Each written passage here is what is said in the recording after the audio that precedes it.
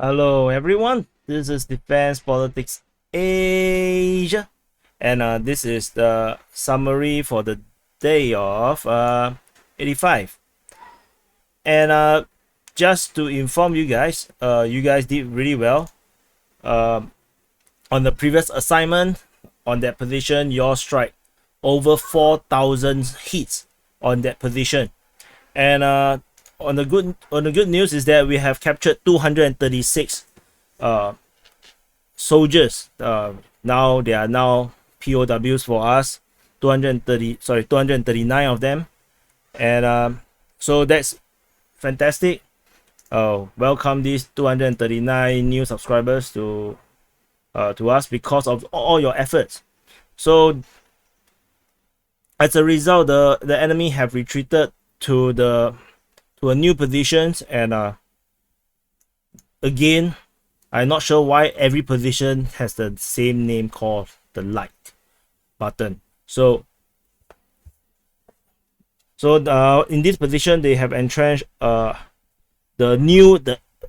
artillery from United States, the M777. I heard it's actually a Mech Warrior and a Gundam combined, because it was said to be able to turn the tide of war. So Commander, I need you to bombard this position, weaken this threat. I have no idea, is it the artillery or is it a Mech Warrior? And I talk too much.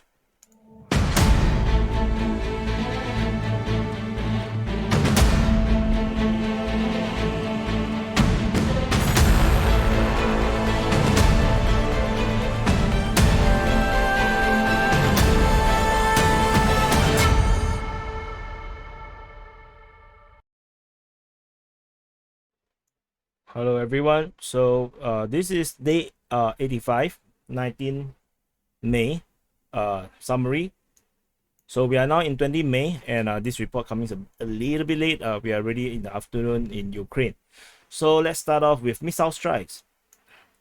So Russia have struck this railway junction at Malin Zaitomia. This one is not from the Ministry of Defense intel. This is from Russian sources. They had this video of the railway junction in this text, but it looks like a railway station because I didn't really see a junction per se. It's just one railway line. You can see this all the trees growing along with the railway track. So I only see a railway station rather than a junction. So anyway, it seems to cause somewhat of a lot of damage. But no information from the Russian Ministry of Defense over there. And there is, let's see, any more missile strikes. So there is shelling reported by the Ukrainian Operational Information Ministry of Defense of Ukraine. This is a cross-border shelling. So the summary before this, we mentioned about border shelling from the Ukrainian side. So this time around is from the Russian side. They have bombarded settlements of Seredina Buda, Sopich, and Esman.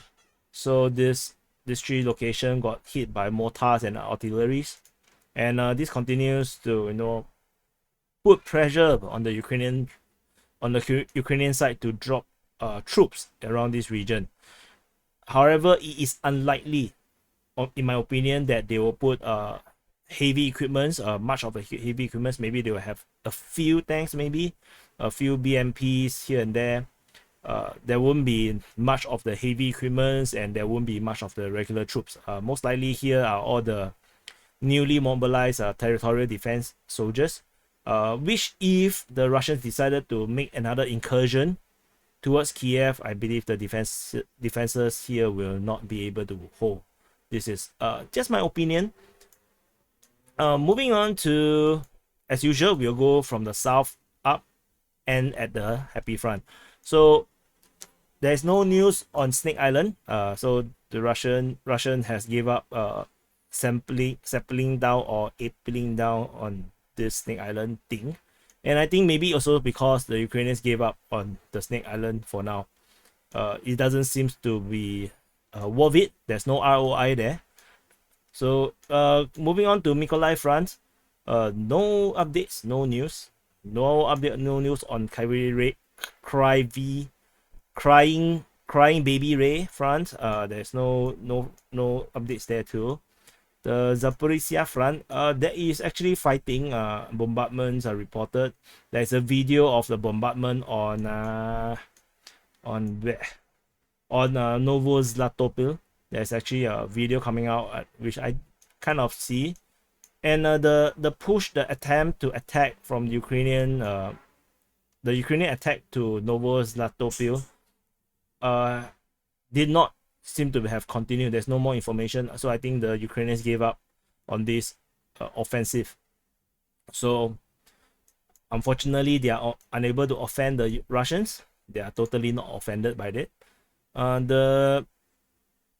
This fighting at Huyaipo largely is just artillery battle. I saw on the war mapper, war_mapper Twitter account, he mentioned that the Russians captured a number of settlements around here. However, he did not specify what are they, and I don't seem to be able to just make guesswork on whether the Russians actually captured any of these locations. So I will keep a lookout about here, and there's no other updates except that the Russians, according to the Ukrainian Ministry of Defense, so pro-Ukrainian crowd, Ministry of Defense Ukraine, information from Ukraine, okay, information from the Ukrainian Ministry of Defense. The Russians tried to attack Novodarivka and did not work out. So, but there is fighting at this location. I emphasize because sometimes people say I only take from Russian sources. Somehow, after 3 months of reporting, that still kind of triggered me sometimes. And no news about Velika Novosilka. So moving to Mariupol, our favorite Super Mario Land. My icon disappeared. Okay, so that is no good. So anyway, so while I talk, I will find the information. So the Russian MOD reported that 771 new Ukrainian soldiers had successfully evacuated the Azovstal metallurgical plant in Mariupol. So so in total there is 1,730 soldiers that have succeeded in their operation, including 80 successfully wounded. So same thing, the same information. They are at Novo Azov, and I think they have run out of base at Novo Azov. So they now also send some of the wounded to Donetsk, which is the city, Donetsk here. So they actually send some of them here because I think Novo Azov has ran out of hospital beds. So that's what I think is happening. And then we have a video of the new batch of surrenders shown by the Ministry of Defense of Russia. So oops, wrong one. Let's see if I can find. I believe this one. So not sure if this is the one. But anyway, I'm gonna just show you that. So this time around they have upgraded. Now they have this carton crate thingy on the ground that they can put their bags. And of course, this guy is totally not naughty at all. So you see the crate is very nice. It's a form of welfare for them, so that their stuff don't get wet on the floor. You see the floor is very wet. Are we there yet? Oh yeah. So let's jump a bit. So a lot of guys, so they get searched and they are set apart a bit. And there's one injured guy. Maybe this is the old one, but anyway, you get a point. So some injured people. Let's see if I can actually dig out some of this information. from the Telegram. Looks like I can't find it. So anyway, according to the I lost one icon here. So actually, so let's see. So this is actually the statement by Sergei Shoigu. So according to this statement, I want to show you this. So this is the statement that Azovstal, the latest number reported officially from the Russian Ministry of Defense. So this is by the defense minister, the Army General Sergei Shoigu. Now the total number is now at 1,908. Now this is the reason why I have to kind of show this, because this is rather important. I think just now when I refreshed the page, the icon disappeared. So that's kind of worrying. So yeah, that's Mariupol for you guys. Sorry for the hiccup there. And moving on to let me look for the video if I can find the video. Goodness, everyone is just posting so much things, I cannot find it. Okay, forget it. Okay, now at the Donetsk Front, there's no changes update other than there's fighting reported at Slavny. However, okay, this is outdated and not much changes in terms of this front. I think there was previously fighting at Voleda. I think the fighting probably still continue. At the northwest of Donetsk, the Ukrainian Defense Ministry reported there is an offensive by the Russians at Vasily.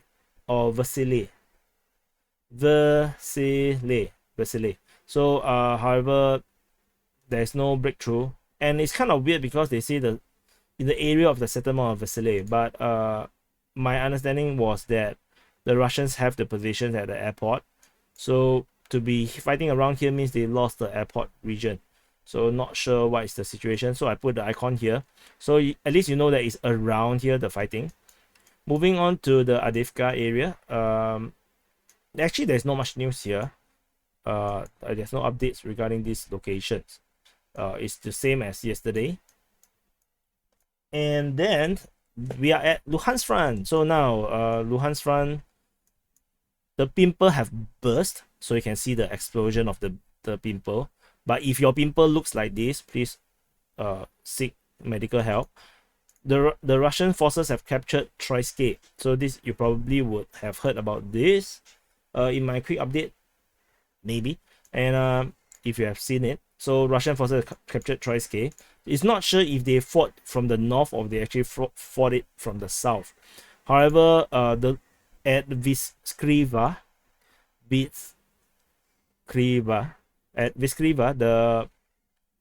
the fighting still continues as you can see in the later one of the latest this is not the latest, but in the latest MOD of Ukraine operational information, the Russians have not captured this location. As a result, I have pushed back the entire front line back to where it originally was. So because without the capture of this location, I cannot really close this area. Fighting continue at Filishatine. The Russian forces have these breakthroughs towards Soledar, and they are probably fighting at Soledar now. They have captured Trypilia, Volodymyrivka, and Nova Kamyanka. The likelihood is that they actually follow this road. So they actually drove down this road and realized that it's all undefended and probably all the way to Nova Kamyanka.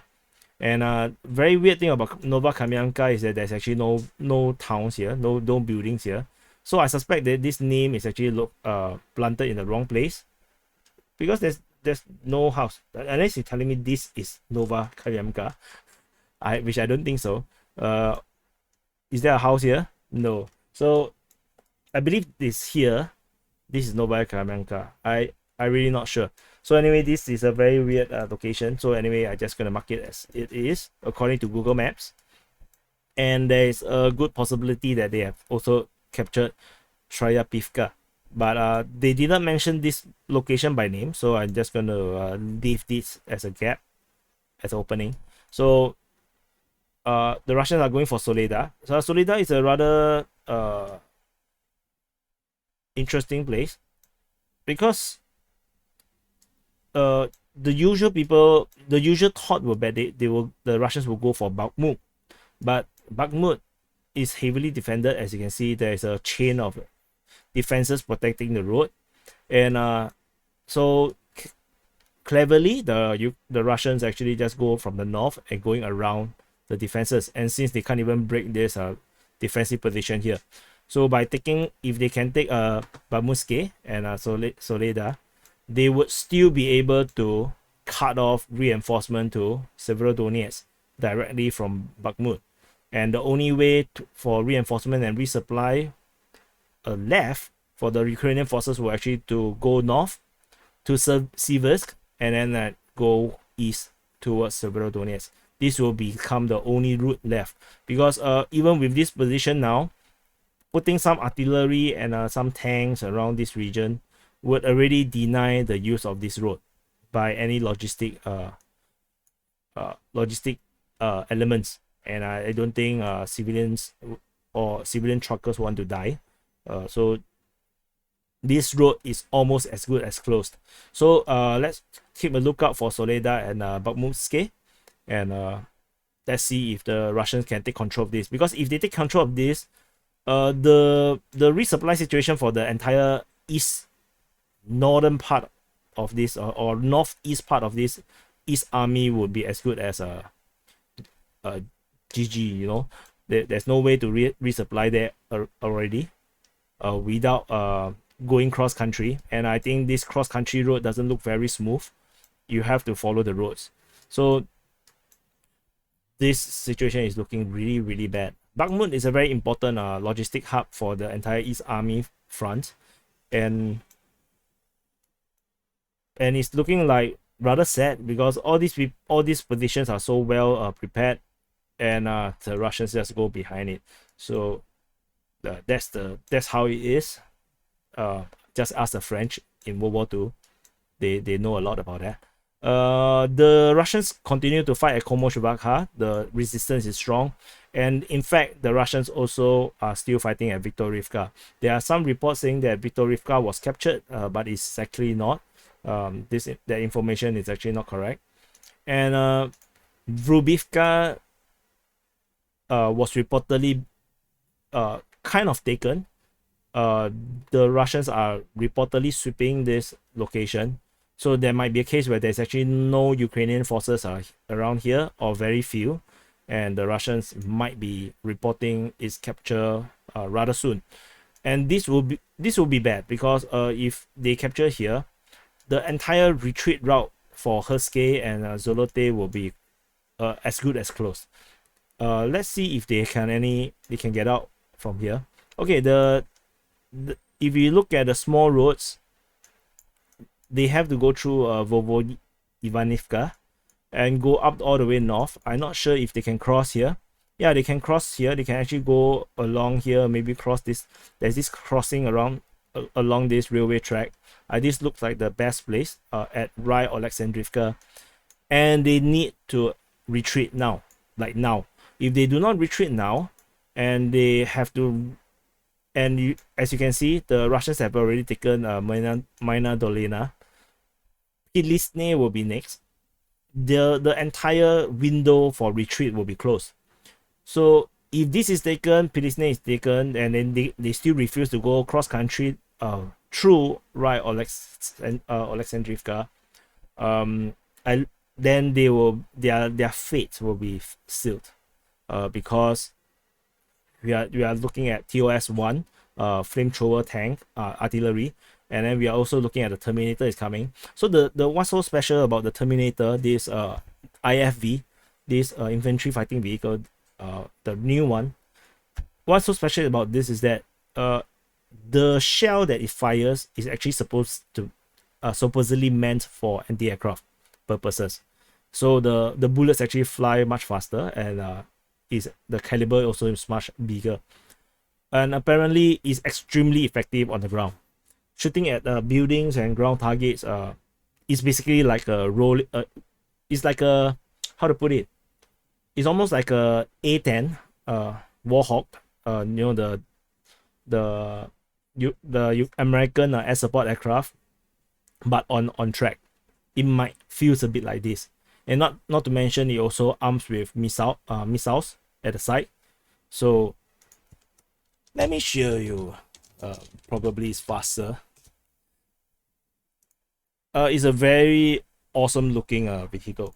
So this is the one. You can see there's this very futuristic looking. I really love this design, and there's two missiles at the side. I'm not sure this is anti-aircraft or anti-tank missile. I suspect it's anti-tank, and these guns are extremely powerful. It's more powerful than the typical BMP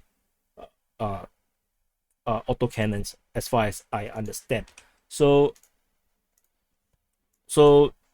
if this close, these people here in defensive position will be in deep shit, because you can't hide behind buildings, you can't hide in the trenches. You don't really have much choices. You have to retreat. Without reinforcement, you can't really hold positions. And fighting is now at Hirske and at Zolote as well. And in Zolote, there's actually coming from two directions. So things are really looking very, very bad. Not happy at all. There's no updates on Ustinivka. So there is the last information I saw on Voronov is that the Russians seems to be doing rather well here. On the Shishe Drive, Shishevi little town here is captured by the Russian forces. So the Russians, according to the latest information, I can see that the Russian forces have claimed control over Shishe Drive, Shishevi, in the settlement north of Severodonetsk. Fighting continues at Severodonetsk. There is no major information. There is this very interesting information on Bilohorivka. So okay, I'm jammed. Okay. So according to this governor of Luhansk, the Ukrainian governor of Luhansk, he said that there is intensive fighting. As a result, it's not possible to reach Bilohorivka. And this is kind of weird. So I'm not sure what is the context in which why he need to say that it's not possible to reach Bilohorivka now. So, and from where to go to Bilohorivka. But there is this so it does give me a question mark. What's the meaning of intensive fighting? So is there fighting at Bilohorivka? So this is a question mark, which is I left it there.